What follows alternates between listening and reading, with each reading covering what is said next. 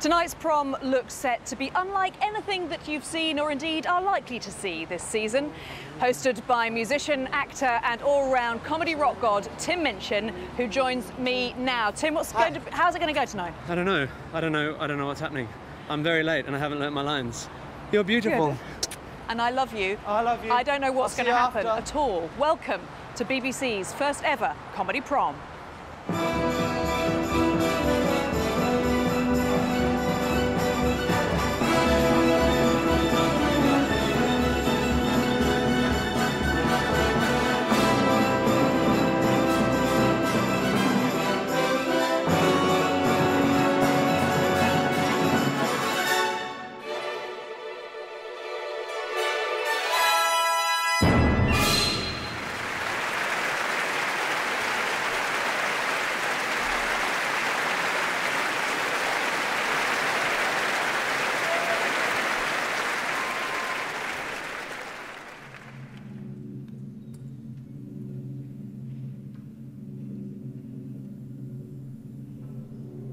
I sit here as for 20 years I've sat, wearing my music critic's hat. I mean, it's clearly not an actual hat, it's metaphorical. And in those 20 years I'm sad to say these wondrous promenades have gone from bad to worse to bad to pretty crap to bloody horrible. I admit I'm a bit of a classical music boffin, and although I've said this often, the final nail in the coffin of these proms is surely imminent. Yes, we survived Nigel effing Kennedy, but surely there's no earthly remedy for a night of so-called comedy hosted by an immigrant.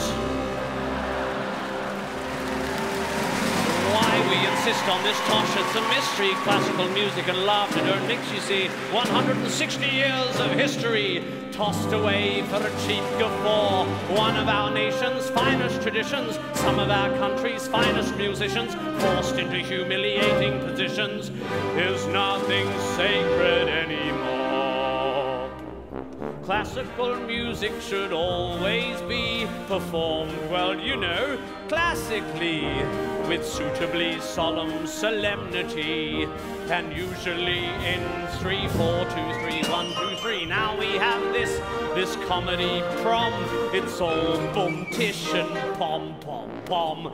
What are these BBC idiots on? Is nothing sacred anymore? I remember, it seems like yesterday, watching the greats who'd come to play. It was so magical and gay, back when gay meant something good. I wish that I were back there once again, when the orchestras were made of men, and some patience and a penny could give you Henry Wood, you would get wood. Oh, what Henry Wood would think, if only Henry Wood could think. Though he's extinct, he would have died if he had seen this. Endless rhymes and dirty puns, people drumming with their tongues. They think it's funny, forcing divas to sing penis.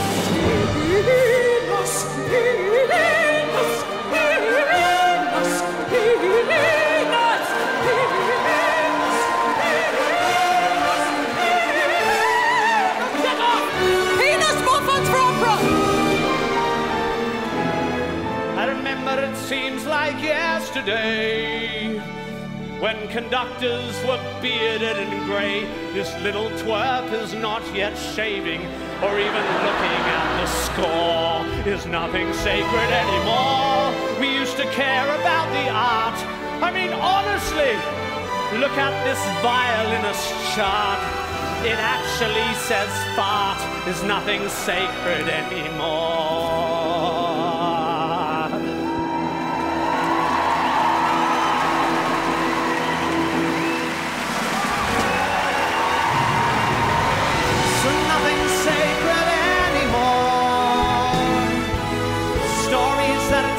The greats of yore, sin, redemption, and the Lord, heaven's glory and hell's fires, the battle of the light against the dark, the timeless endless narratives that drove Mozart and boring Bach. We no longer give a fuck, 'cause nothing's sacred, praise the Lord.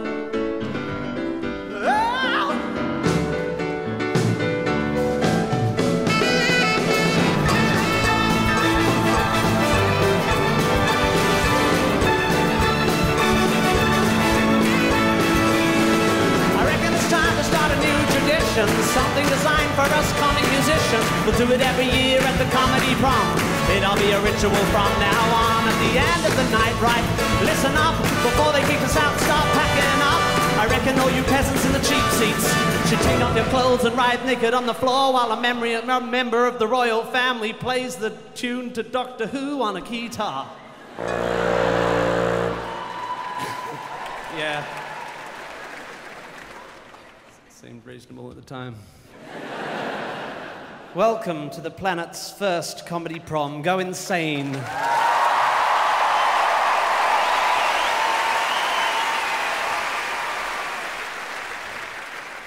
That was interesting. Something new. So, as I'm sure you all know, the word prom is a shortening of the word promenade, which is a type of drink. Like lemonade, but instead of lemons, it's made of pomegranates.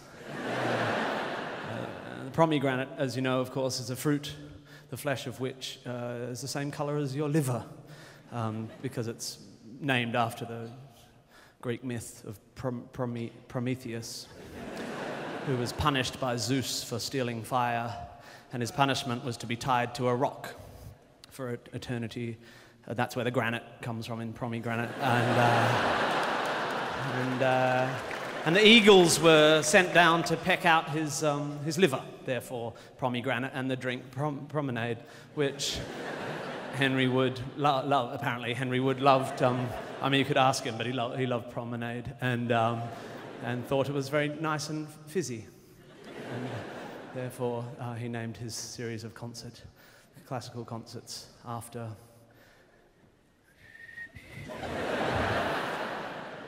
Tonight you are going to see a classical pianist, an opera singer, some puppets, a beatboxer, a rapper, and a mime artist, especially for the Radio 3 listeners at home. And me, Tim Minchin, who's been engaged on the promise that I won't... oh, thanks. A few people just realised it was me. I've been engaged on the promise that I won't swear or talk about Jesus or mention the riots. Down. Because this is a promenade and we want to keep it fizzy. Your first guest tonight was, in the early parts of this century, a successful rapper. He played with people like Mark Ronson, Lily Allen, and the late Amy Winehouse. In 2008, he turned his hand to comedy, and he now plays with the likes of me.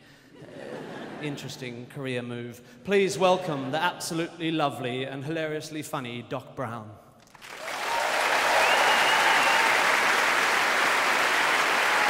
Yeah. Okay. Oh. Wow. This is a special moment for me, man. You know, I always dreamed of being like the most famous British rapper since like John Barnes, and now like with this gig, I felt it could be tricky, you know, because a lot of people they really hate rap, you know. But I'm used to that. I'm used to a bit of animosity. You know, I've been to Kent. So, you know, I was thinking, like, what should I rap about in this situation? What should I rap about? You know, politics, maybe? No, you know, I'm way too much of a fence sitter when it comes to politics. You know, me, I'd be like, oh, forget Nick Clegg, he's a wannabe. However, I do agree with some of his policies. It's just, you know, that's no good. You know, street crime, I can't really get into that. You know, I've never been a criminal of any kind, never been to prison. You know, I never was one of those kids either who would forcibly do jail time just to beef up my street creds. You know, I don't think I could maintain the hard facade. In fact, even just using words like facade would probably blow my cover relatively early. So I figured, look, it's the Royal Albert Hall. I'm at the proms. It doesn't get any more British than that, right? So I figured I will rap about a British institution, okay? Because I figured, you know, look, I'm living my dream right now. That's how I really feel. I'm living the dream, and I want to share my dreams with you, okay? Because everybody's got a fantasy, a mad scheme, a crazy plan, a dream that we could make reality. Maybe my plan's sad, but since I was a lad, I wish David Attenborough was my granddad. You look at me like, this man's mad, get a CAT scan, you're one horn short of a jazz band. Yeah, it may seem strange for a rap fan to wish for Attenborough's voice on my sat-nav. He'd be my guide, I'd be Robin to his Batman. I'd help him research wolf cubs in Lapland. You know, I'd be like, Grandad, I saw another one. He'd give me a hand clap, cause that man's a living legend. The best yet, he was flipping old when I was little, still isn't dead yet. And when he pops his clogs, I'll be crestfallen. He never sat me on his knee for a bed story. Wish I could just put him on as a very special vocal guest on my song. I'd have him do a little cameo feature saying, Doc Brown's an incredible creature. Yeah, imagine that. Of all my crew, I wish Attenborough had my back.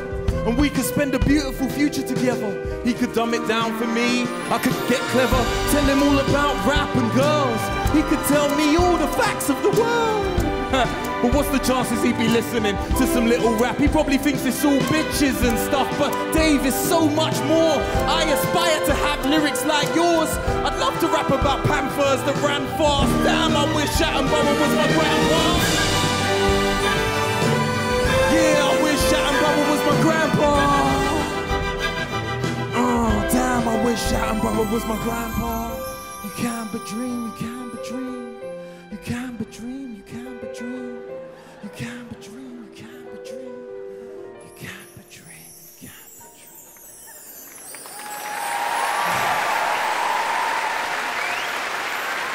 Yeah.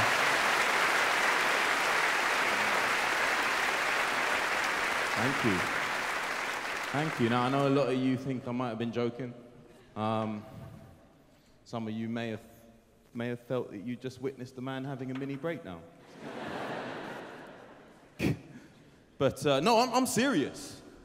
I mean, forget rappers. Attenborough, to me, is the greatest living lyricist there is. You know why? Because anything he narrates, anything that he narrates, for me, I feel like I can relate to it.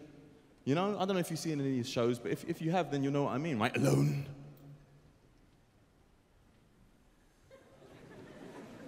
Alone. The giant Pacific octopus scours the seabed in search of the perfect den. It must be perfect, for it's going to be her home for the next 6 months. She's carrying fertilized eggs.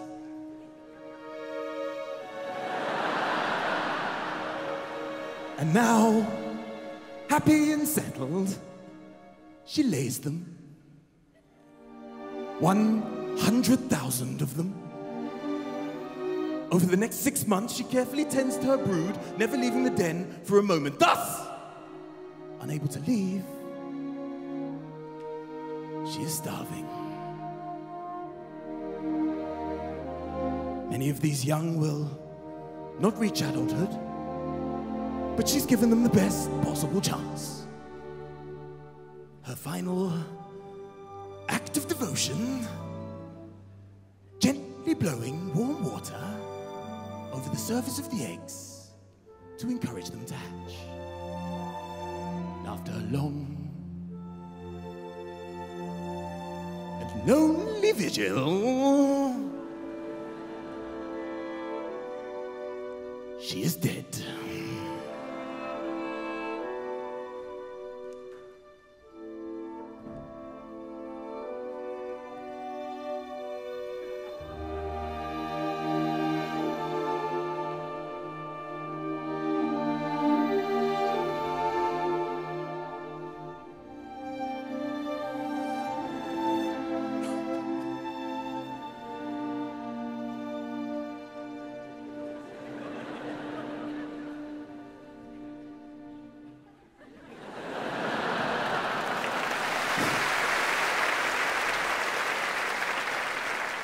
Honestly, I was sat there looking at that TV screen thinking, man, this geezer knows exactly how it is for single mums. Ladies and gentlemen, Mr. Doc Brown.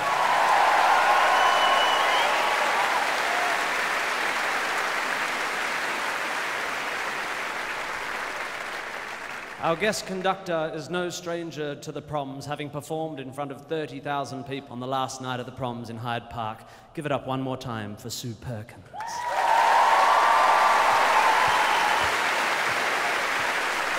Thank you. There's an old saying, you play the Royal Albert Hall twice in your career, once on the way up and once on the way down. By God, it's good to be back. Hi. And what a way to be back. I've always thought when I play this venue again, I'd like to be in a breastplate, a horned helmet, being manhandled by a Bosnian love god, and forced to sing the word penis in a screeching falsetto. And that, for me, really sums up what Radio 3 is about. Excuse me, Sue. Sorry, ladies and gentlemen. Hello. Hello. Hi. I'm being heckled by a woodland creature. I am Nelson the Fox, Right. from BBC Three's Mongrels. Oh. Now, could I just say, Sue Perkins, huge fan. Oh. Enormous fan. Thank you. I've seen all your work. Where to begin? Oh, dear. Just a Minute, QI, Supersizers. Oh, and of course, Maestro, the conducting competition where Thank you you. beat Goldie. Yep. That's the rapper, not the Blue Peter dog. I did actually meet once in a park. He was a bit up himself, literally. Oh, by the way, where do you stand on toxoplasmosis? Well, as far away as I can, I imagine, but... Bang! Yeah. I set 'em up, you spike 'em, Sue. Do you know what? We aren't so different, you and I, Sue Perkins. No? We're both urbane, erudite. We've eaten enormous amounts of chicken. It's true, I suppose. We've both raided bins late at night when we're hungry. We've both been chased across moorland by packs of angry dogs. We've both bitten children now and then. That's right. Now, Sue, this might seem like a crazy suggestion, but hell, I'll say it anyway. We're at the Royal Albert Hall. We've got a crowd. Would you like to sing a song from the award-winning BBC Three comedy show Mongrels, Sue Perkins? Plug, get it round that, BBC Two. I think it sums up our audience, sums up the proms rather perfectly. It's called Middle Class is Magical. Nelson, you had me at Fox.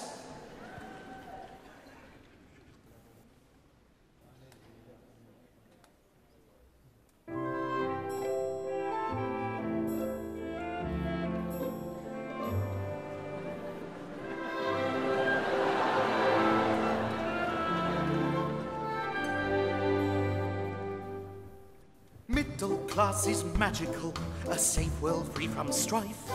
Let bad things happen to other folk while you read country life. Buy an Arga, wear a monsoon dress, get your food from M&S, own an iPhone, watch Bear Grylls, take antidepressant pills. Middle class is magical, drive a 4x4 to school. Keep 3 sorts of hummus in your fridge, bake over your downstairs loo. Learn to salsa, ski and Verbier. Drink too much Chilean Chardonnay. Ignore the homeless, don't mind burgers. Condescend to migrant workers.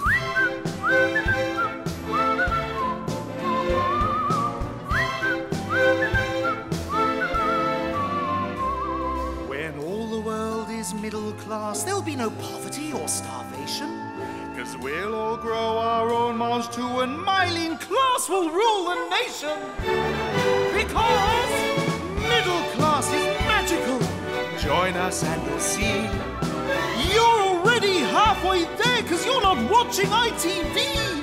Yes, middle class is magical. What matters is what we wear. Let's pay someone else to do the difficult jobs while we work on our hair. Middle class is magical, yeah.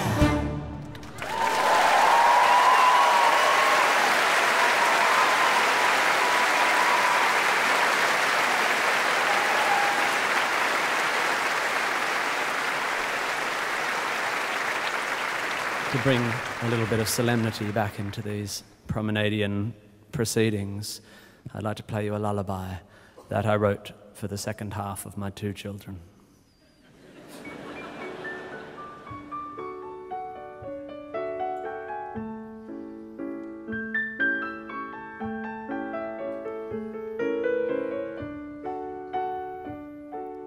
Sleep, little baby, sleep now, my love.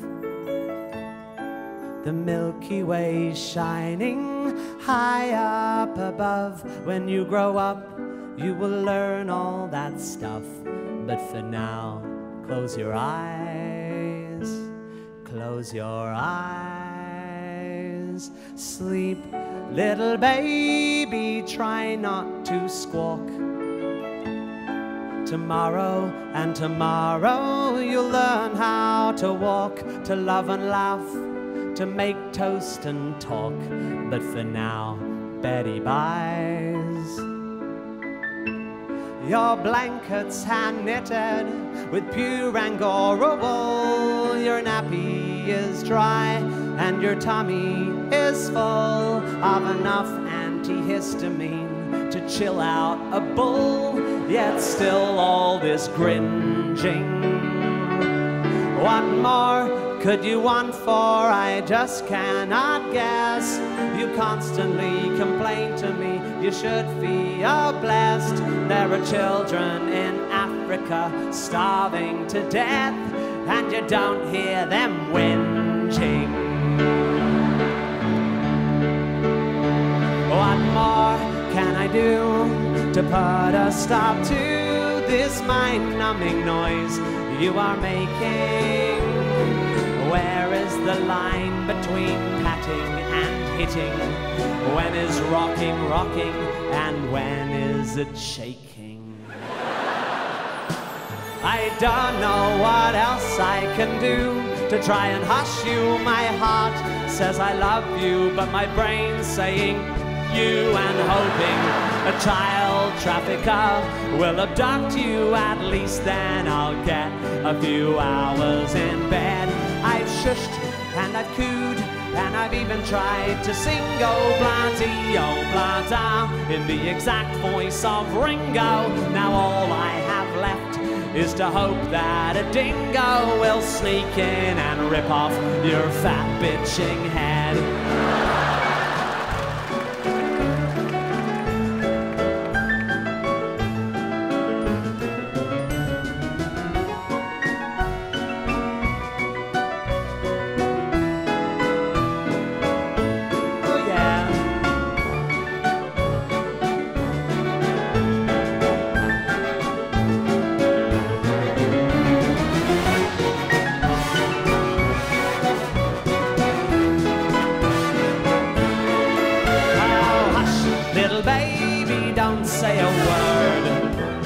Papa's gonna buy you a mockingbird in the hope you get avian flu. The nice folk in A&E will take care of you.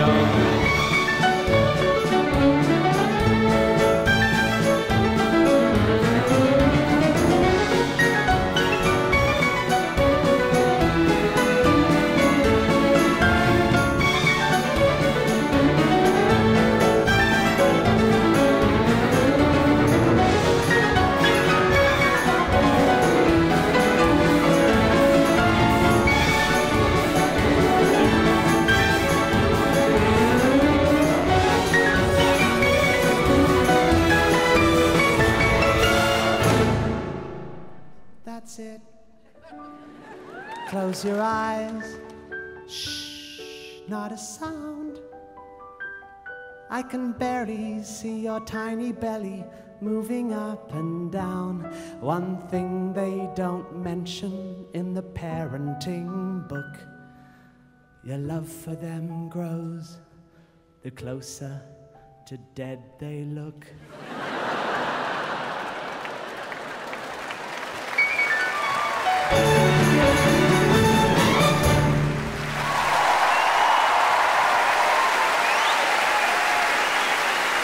Please maintain and enhance your applause for the indescribably wonderful boy with tape on his face.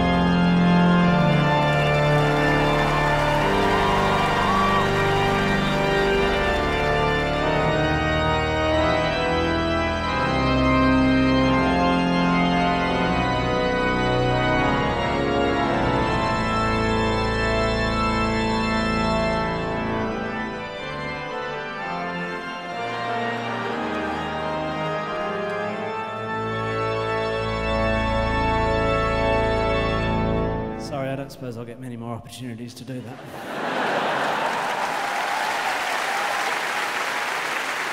That's Light My Fire on the Royal Albert Hall organ. That's, I think I can tick that off my bucket list. This next duo have been compared in the press to a modern-day Flanders and Swan.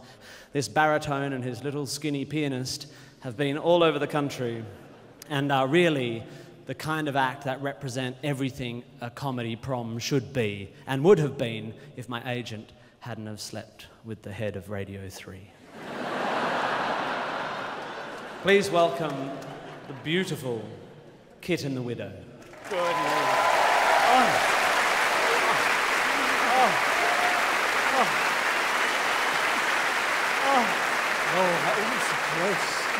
Lavatory seats, toilet plunges. I mean, I know the vandals are at the gates, but Henry Wood must be spinning in his grave. Listen to that hum, we can hear him. Are we in the right place? Well, no, are we in that? Because there should be a fountain. Somewhere here there should be a fountain.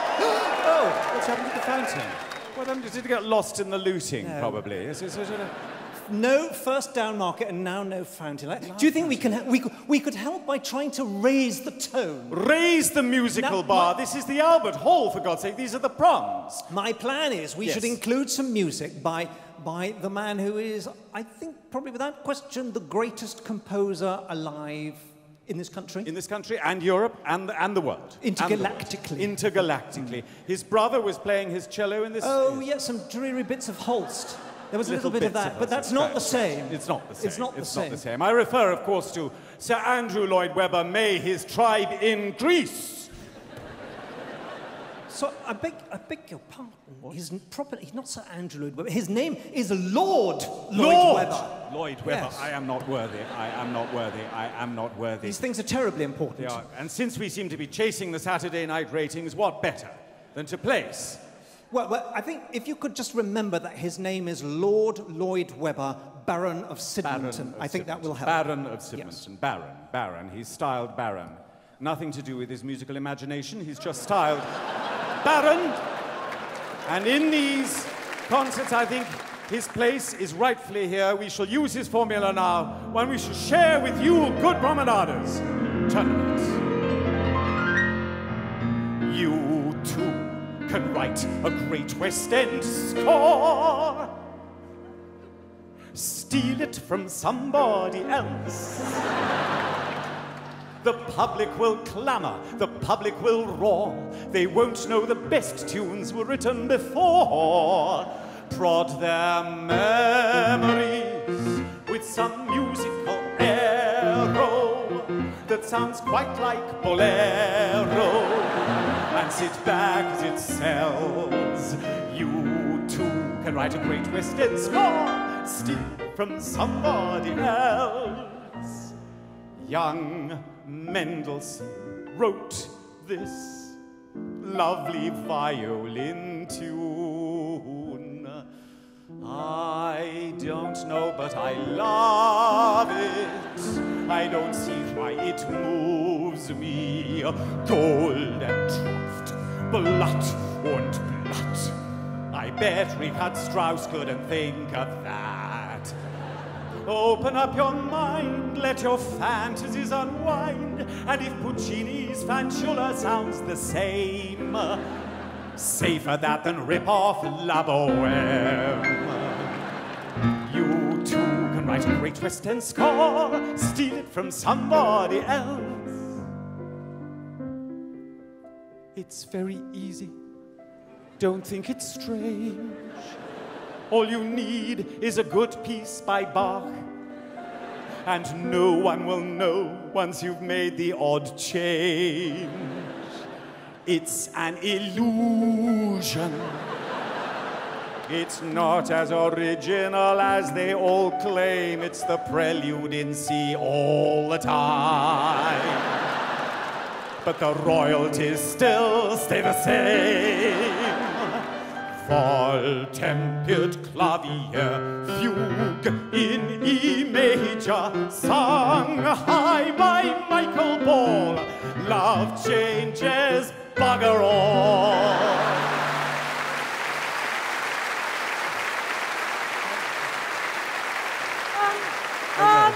Excuse me. No, there's trouble. There's trouble. Excuse me. Trouble in the mosh pit. Sorry, there is a ladies and disturbance. Security, security. We have trouble. Excuse me, Mr. Hesketh Harvey. What, I what? need to have a word with you. What? Do you realize who this is? What? It's Bullock. It's the Bullock! There's a rogue Bullock.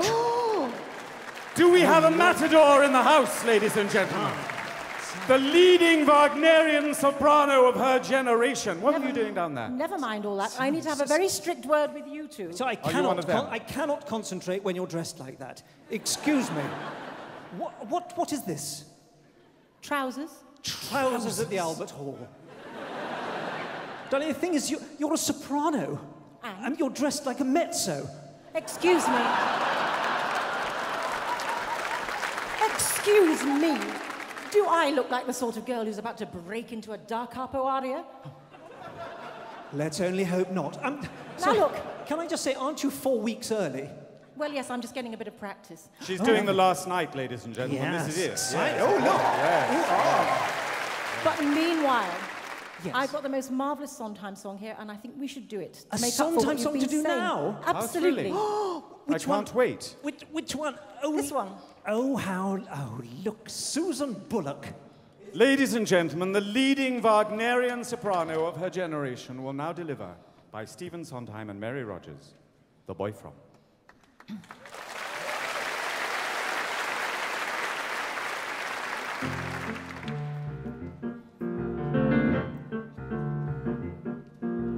Tall and slender like an Apollo, he goes walking by, and I have to follow him, the boy from Tacarembo, la tumbe del fuego, Santa Malipa, Zacatecas, la Junta del Sol y Cruz.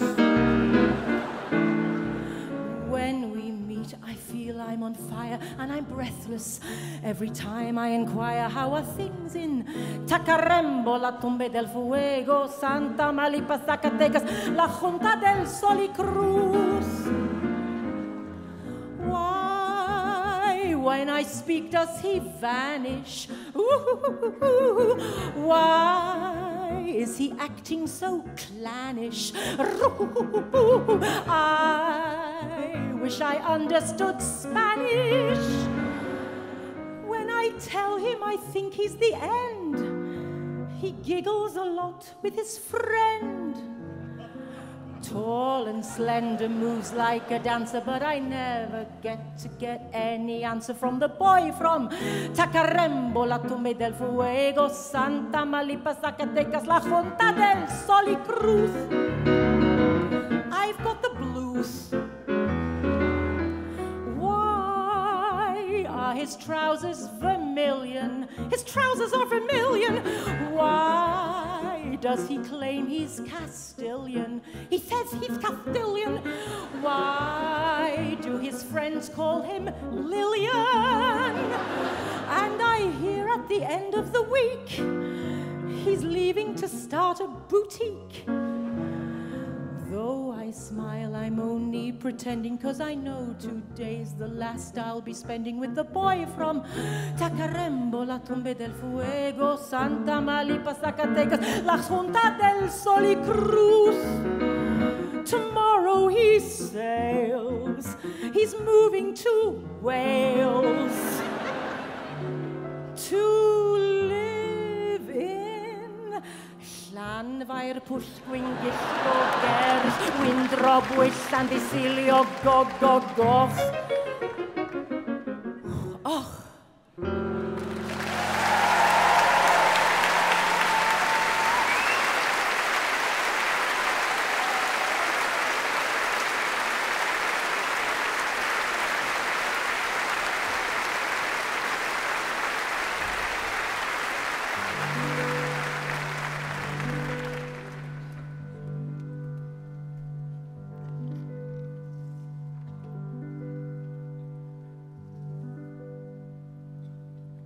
Fairy liquid squeegees and dismembered brollies, Coca-Cola cans and rusting shopping trolleys, several discarded single black Doc Martens, hordes and hordes and hordes of old McDonald's cartons, half a Fiat 126 to claim the insurance, prophylactics way beyond mankind's endurance, Tesco bags and bits of orange nylon rope, and look, there I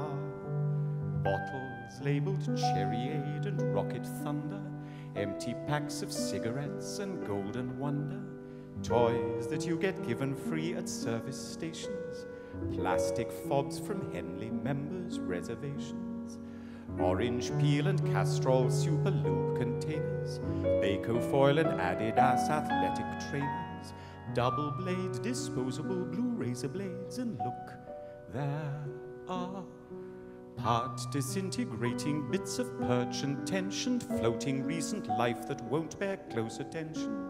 Shiny pools of manganese and benzochloride, sulfurous waves of petrofluoride, sewage treated and untreated in profusion, drainings from an engine sump in part solution, old car batteries sitting on the glorious placid shoreline, leaking acid, and washed down from lovely shimmering Derwent water, one whole sheep marked radioactive, do not slaughter, canisters with skull and crossbones part revealed, canisters unmarked just saying Sellafield, banks of vegetation standing rotting sweetly, banks where vegetation's given up completely.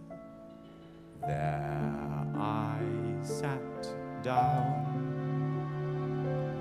and I saw a swan of purest whiteness gently lying, saw a swan of purest whiteness slowly dying, saw a swan enmeshed in bits of angler's twine, poisoned by the lead weights on a fishing line, and many people rushing forward who cried to see it, many people rushing forward who tried to free it, saw the swan who lifted up her fading head, saw them gasp to hear her as she quietly said, "You'll no doubt have heard how swans refrain from crying up until the moment that we find we're dying.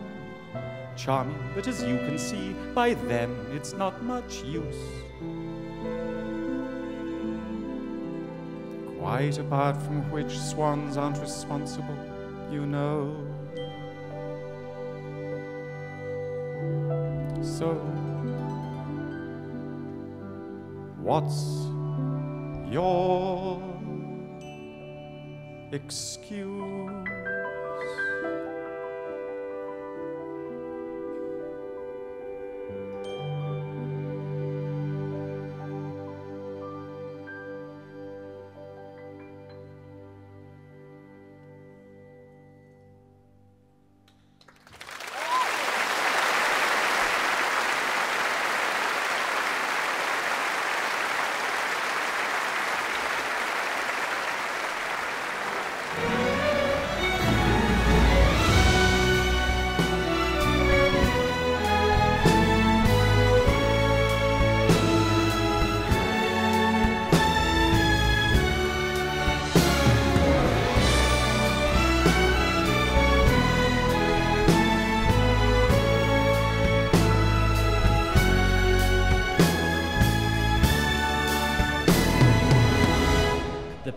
The incredible pianist Danny Driver and the conductor Andrew Litton are both world-renowned artists working at the very top of their field. It says in my notes that Danny was to play Grieg's famous piano concerto in A minor, but I met the conductor Andrew in the loo just during interval, and he was wildly waving his baton about and exclaiming that he was definitely conducting the Tchaikovsky. But either way, please welcome Danny Driver and Andrew Litton.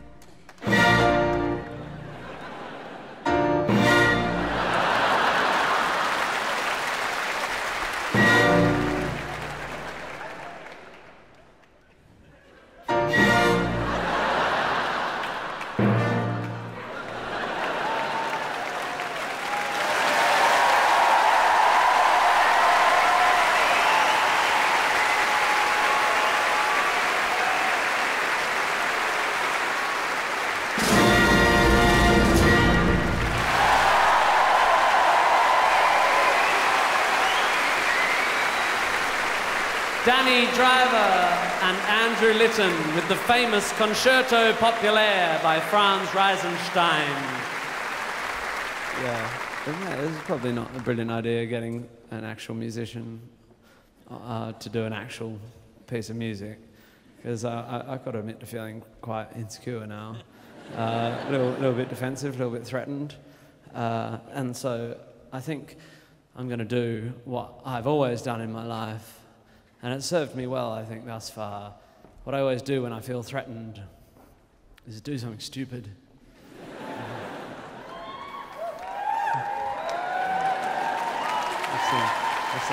I got a box full of stupid people just to support me. This is a piece I wrote a long time ago. By piece, I mean a stupid thing. I've been having a little problem recently, which is quite disturbing musicalically, involving a semitonal discrepancy, vocally and instrumentally. You see, musicians of different varieties prefer playing in particular keys, and singers too treat preferentially those notes they tackle more proficiently. Now, you don't have to be a member of Mensa to understand the depth of my dilemma. The two elements of me favor two different keys, thus the rift betwixt my fingers and my tenor. I like nothing more than playing instruments in F. It warms the very cockles of my heart. The trouble is that F can leave me vocally bereft, you see. I like playing in F major. Singing in F sharp, F sharp, F sharp. I refuse to be beholden to my hands. I don't see why my larynx should give in to their demands. I'll not be forced to compromise my art. And so I'll just keep playing in F major and singing in F sharp, F sharp, F sharp. I'll keep playing in F major, but I'll keep singing in F sharp.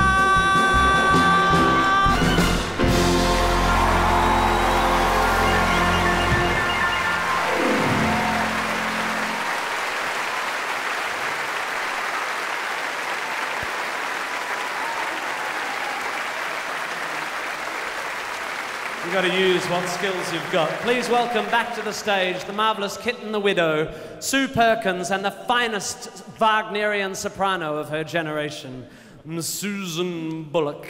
We're back. Come on, gang. Come along. We are going to falsetto in this number. Do whatever is necessary. Adjust, get your friends. Because we are to go up.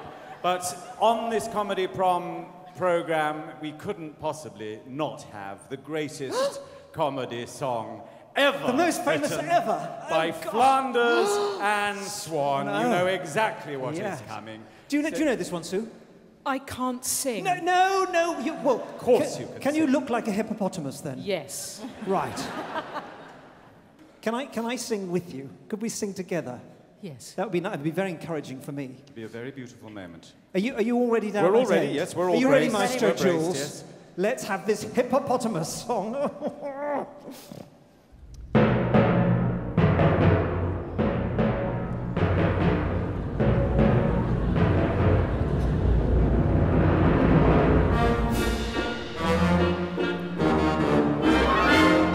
A bold hippopotamus was standing one day on the banks of the Kushalimar.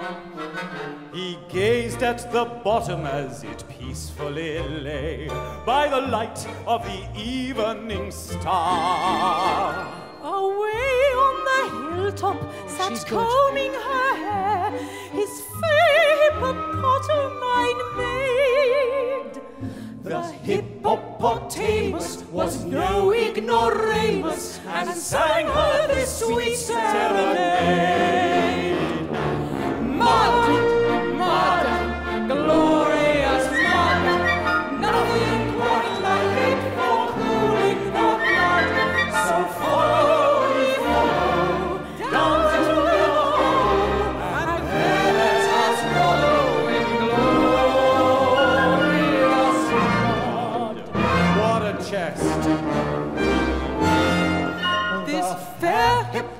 hippopotama he aimed to entice from her seat On that hilltop above.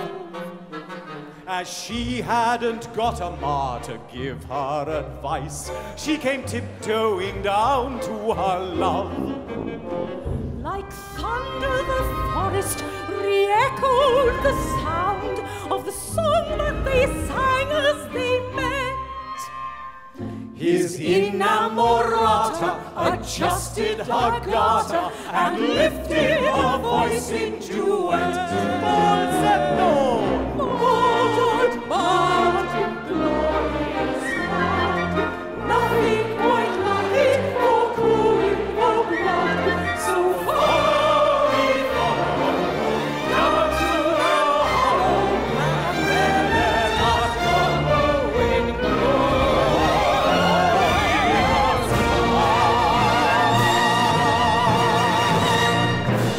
Brava! Brava! Brava la diva! Brava basta! Brava, bravissima! And on timpani, Danny! The boy with tape on his face. And Dimp Minchin! Do you want to come and do a duet? Why not? Oh, why? This that would be really fun, fantastic, wouldn't it? Yeah, oh, yes. For safety's sake. Come on, diva. Let's do this. It's not safe anymore. It's a lovely piece with the band. It's called Dizzy Fingers by Zez Comfrey.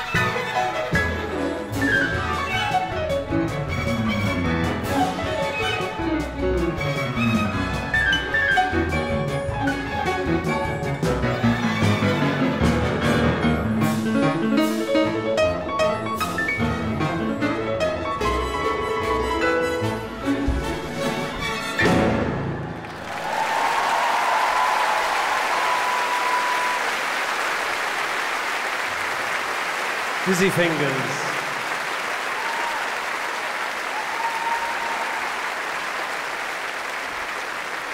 I hit the note. I hit the bottom A. I like hitting bottoms. Most musicians spend years and years training their fingers to do more and more intricate tasks. The next guest spent years and years sitting in his bedroom with a microphone, figuring out how to make stupid noises, which, when put together, would make the rest of us look pretty boring. He is an oral wizard, a labial legend, a lingual freak. Please put your hands together for my friend, the not very bearded Beardyman.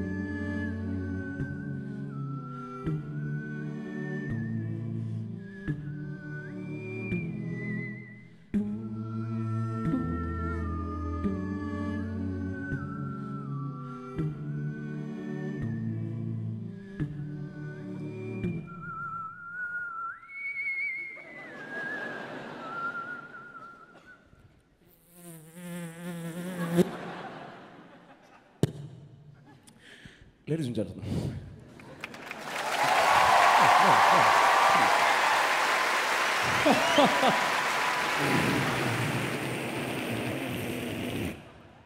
I do apologise if you were actually enjoying that, ladies and gentlemen. But I wasn't. He was doing my nut. All right, tell you what, here's a little something for you. How about a little bit of this, right?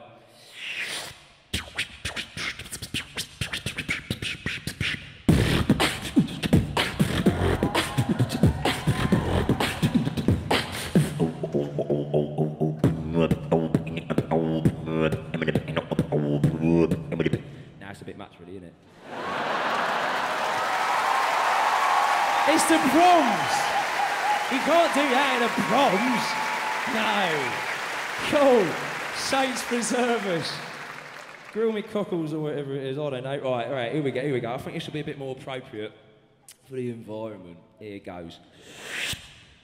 Oh, can somebody give me a concert A, please?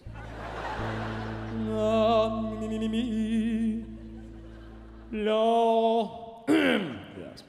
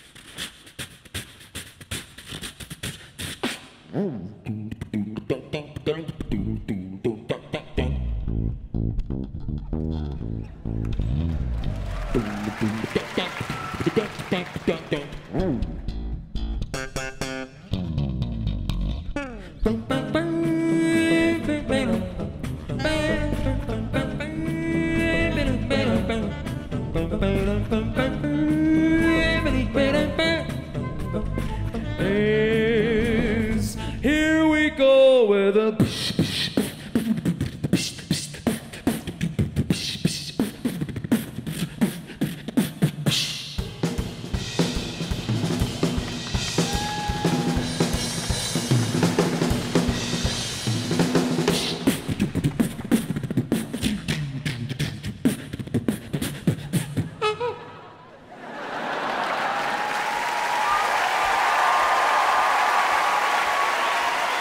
A 1, 2, 3, 4. Oh, we were gonna do another little thing I wrote, and you know that I wrote it in the future, yes. I know that you'll be impressed if you can hear the words that I wanna get off my chest. It's really true. Can you hear what I'm saying to you? It's like all I want to do right now is tell you all that I don't know how. All I'm doing this from my mind. Yes, if you look closer you will find I didn't write any of this. It's coming off the top of my head, this, and that's why the next line won't rhyme at all. 'Cause 1, 2, 3, 4. Hey, yeah. I wanna tell you that it's been nice playing for you, but I gotta go and I adore you, and now it's time for me to say goodbye. And it's the stop, stop, stop, stop, stop. You know 1, you know 2, and 3, 4.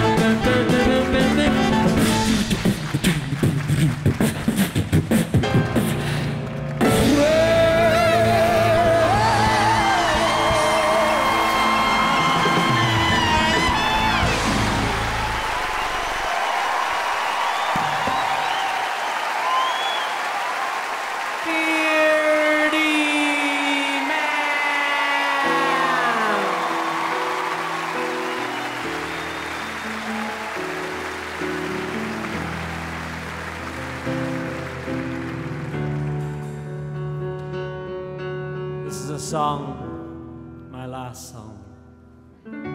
It's a song about prejudice.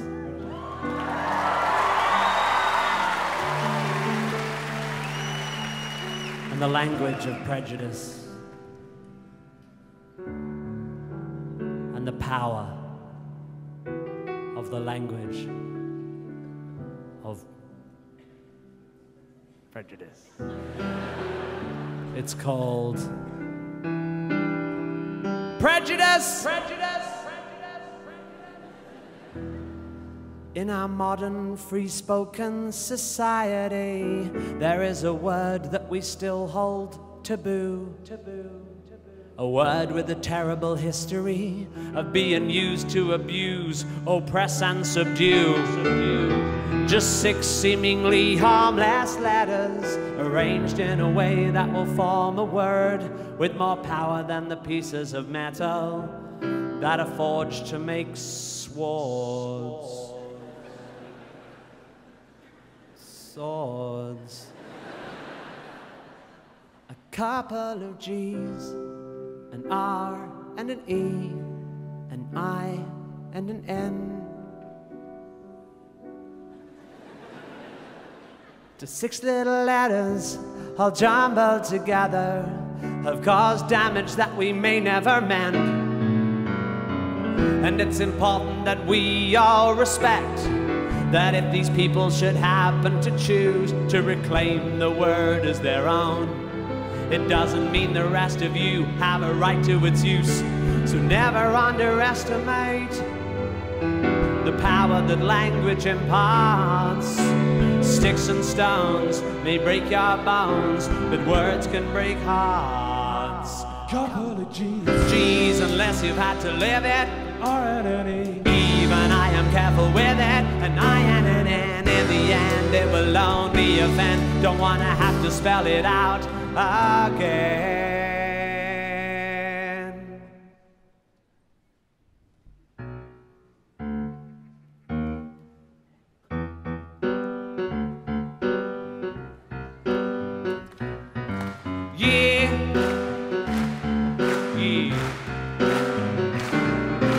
Only a ginger can call another ginger ginger.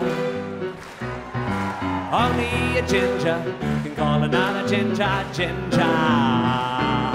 So listen to me if you care for your health. You won't call me ginger unless you're ginger yourself. Only a ginger can call another ginger ginger.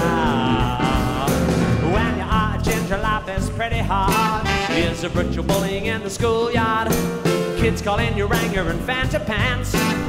No invitation to the high school dance, but you get up and learn to hold your head up. You try to keep you cool and not get fed up, but until the feeling of ill is truly let up, then the word is ours and ours alone. Don't you know that only a ginger can call another ginger ginger? Come on, let me hear you say, only a ginger can call another ginger. Yeah, yeah. So if you call us ginger, we just might come unhinged. If you don't have a fringe with at least a tinge of the ginger, then only a ginger can call another ginger ginger. Now listen to me, we're not looking for sympathy just because we're sensitive to UV. Just because we're pathetically pale, we do alright with the females. Yeah, I like to ask the ladies round for ginger beer, and soon they're running their fingers through my ginger beard and dunking my ginger nuts into their ginger tea, yeah, and asking can they call me ginger, and I say I don't think that's appropriate, cause only a ginger can call another ginger ginger. Sing Albert Hall, only a ginger. And all the ladies, they agree it's a fact. Once you're gone ginger, you can't go back. Only a ginger can call another ginger ginger. Yeah, go you funky mother.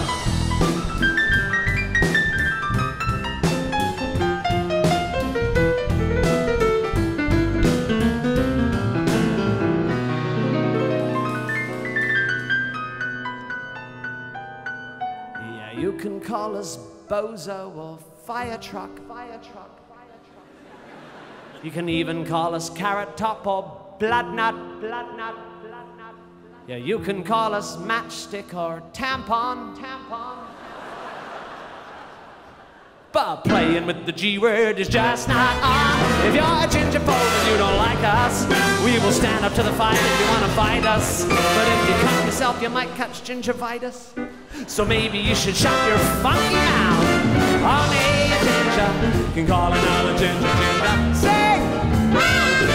Only a ginger can call another.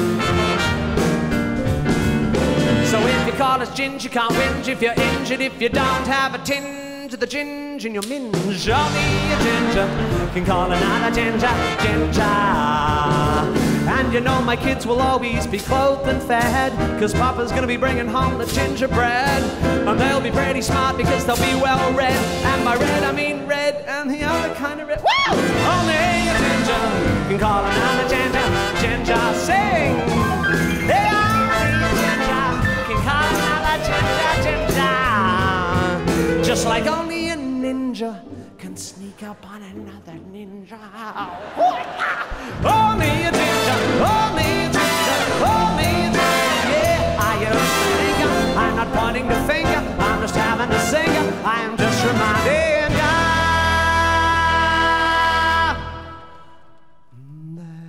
that only a ginger can call another ginger, ginger.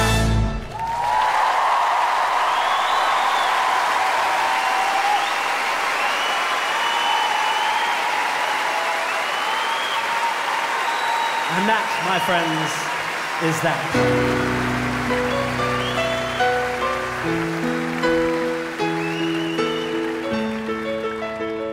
I hope you've had a wonderful night here at the proms. I hadn't thought about what I'd say here. Yeah, go nuts. Go nuts!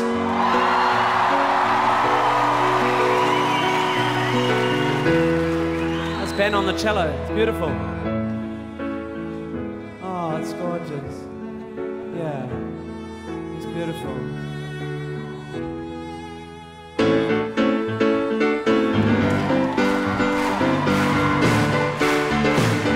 The BBC Concert Orchestra.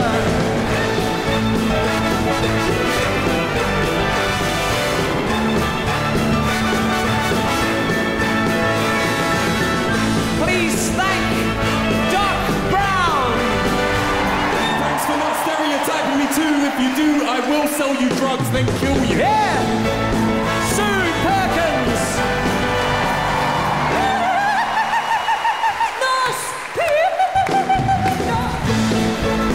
BBC Three's The Mongrels!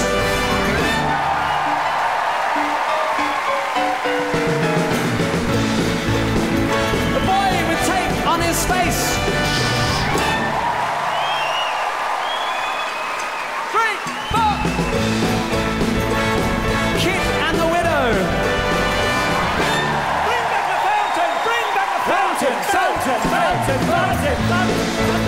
Susan Bullock.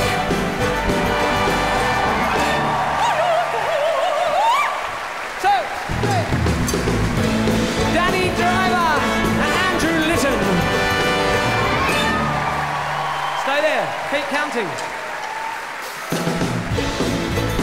Danny Driver and Andrew Litton. Oh, that's ridiculous.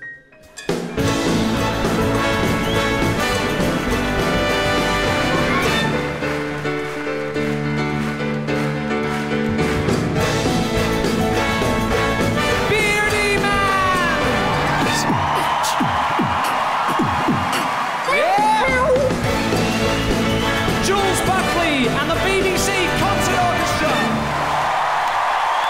1, 2, 3, 1, 2, 3, 4.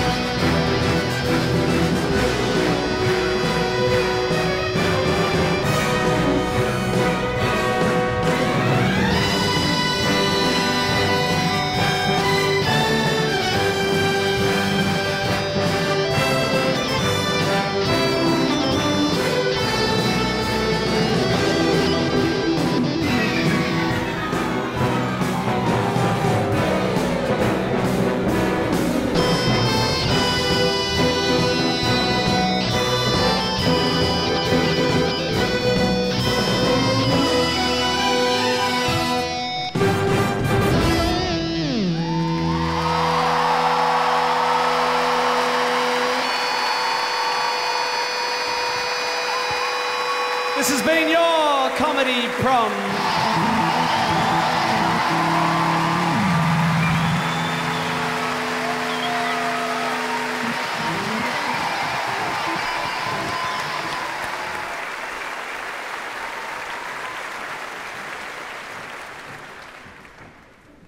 So I basically saw this concert as an opportunity to force incredible musicians to do what I wanted them to do. And this is probably the most self-indulgent of these forcings. Jules Buckley, he's my private conductor.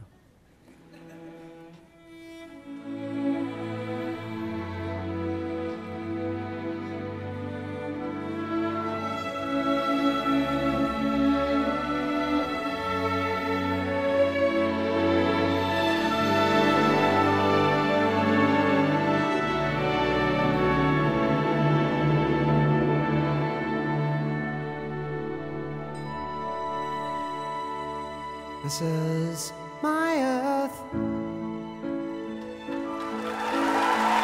I live in it. It's 1/3 dirt and 2/3 water, and it rotates and revolves through space at rather an impressive pace, and never even messes up my hair. Here's a really weird thing. The force created by its spin is the force that stops the chaos flooding in. This is my earth, and it's fine. It's where I spend the vast majority of my time. It's not perfect, but it's mine. It's not perfect.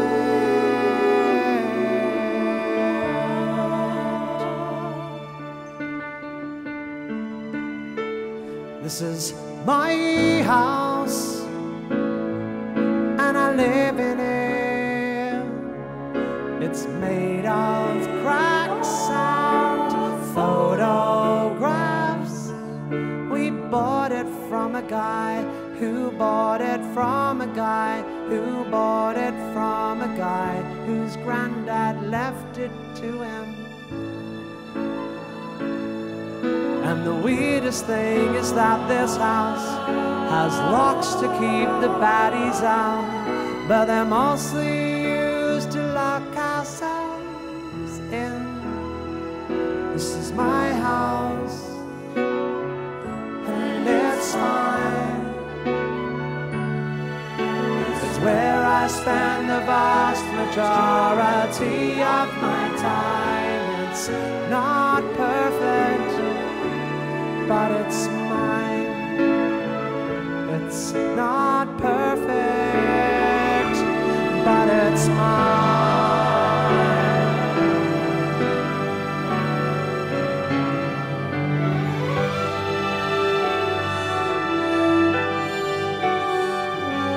This is my body, and I live in it. It's 35 and 10 months old. It's changed a lot since it was new. It's done stuff it wasn't built to do. I often try to fill it up with wine. And the weirdest thing about it is I spend so much time hating it, but it never says a bad word about me. This is my body, and it's fine. It's where I spend the vast majority of my time. It's not perfect, but it's mine. It's not perfect.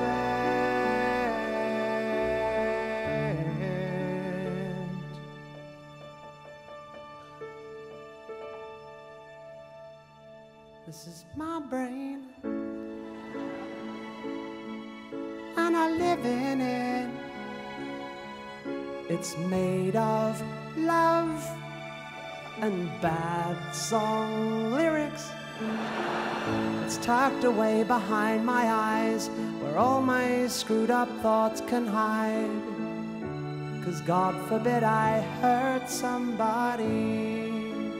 And the weirdest thing about a mind is that every answer that you find is the basis of a brand new cliche. This is my brain, and it's fine. It's where I spend the vast majority of my time. It's not perfect, but it's mine. It's not perfect, but it's mine.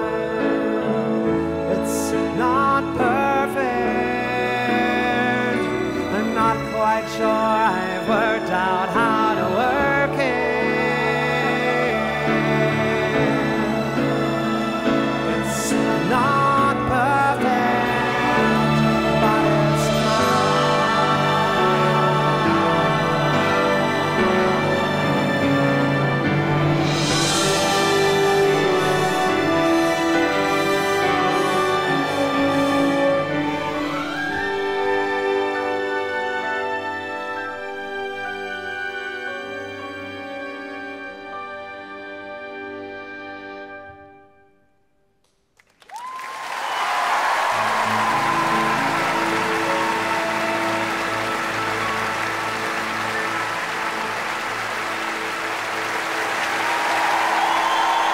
My new friends, thank you, Jules. Thank you, BBC Concert Orchestra.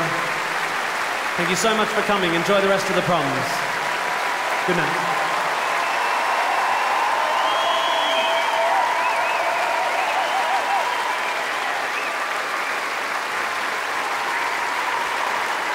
The BBC's first ever comedy prom. We didn't know what to expect, but the audience here have loved this evening.